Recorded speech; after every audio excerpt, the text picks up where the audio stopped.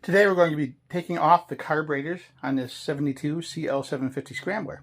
Pretty easy job. We're going to start right here. We're going to lift the seat up and we're going to remove the gas tank. There's a pair of 10mm bolts that screw into the frame right down here.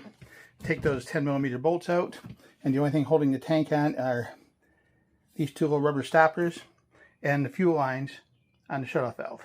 The tank will come right off. You can set that aside and make sure you drain the gas out of it first so you don't make a mess. Next step is go over on the right side and remove the cover plate that goes over here. Sitting right up there on the shelf. They snap off with three little tabs that push into rubber grommets.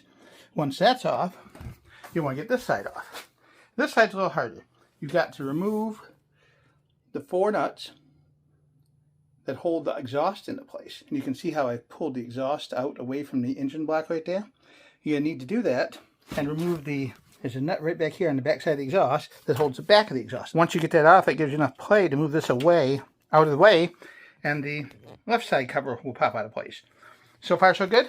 Once that's done, you're going to get a special job here. You need an 11mm ratchet or wrench to remove the nuts that hold on the air filter covers. You have two 10mm screws that hold in the actual air filters. Actually, I think they're going to be like this when you take them off. So one in the top right corner, one in the bottom left corner. The other thing is these air filters are almost impossible to get now unless you're willing to spend $125 a piece for them. We're going to show you a way to possibly fix them up so they're more functional without having to pay $250 for a new set of air filters. Unscrew the top caps on the carburetors and set the slides and the carburetor white cable aside. And now all that's left are four nuts. Two on each carburetor, and those are also 10mm. I leave it hooked together. I leave the choke rod connected, take all four nuts off, and pull it all out at the same time.